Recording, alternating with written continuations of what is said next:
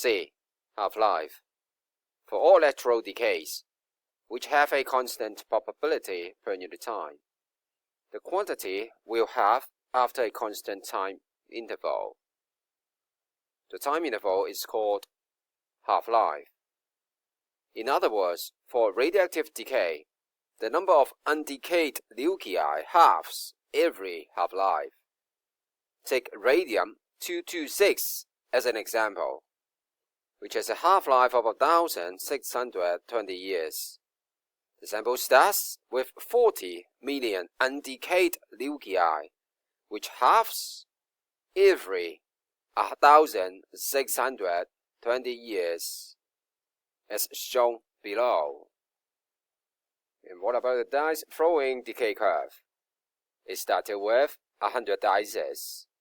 The number halves after a certain time, and it halves again to 25, and then to 12.5.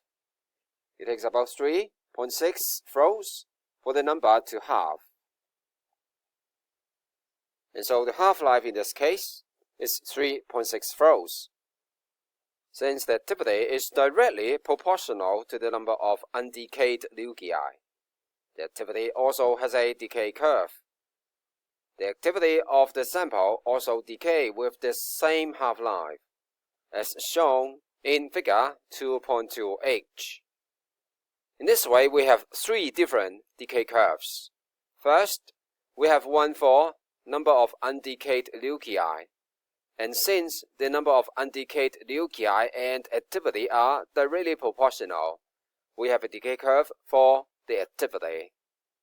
And the activity is also directly proportional to the corrected count rate, and so we may have another decay curve for the corrected count rate. And they all share the same half-life. The half-lives of several radionuclides are listed below, ranging from billionth of a second to millions of years. The half-life of radionuclides are unique. It helps to identify different radionuclides. Also, the activity of a radionuclide with shorter half-life decreases more rapidly to safety level. Example 4. Finding half-life from AT graph. There's a chart showing the decay curve of count rate. You should note that from the settings of the question and also from the shape of the curve, the count rate includes background count rate. So you must calculate the correct count rate in order to estimate the half-life of the radioactive sample. Example 5.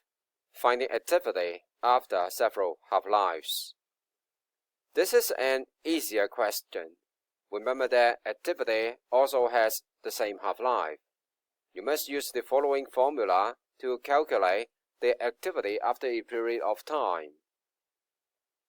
A equals A log half to the power T over half-life, or N over N log half to the power T over half-life.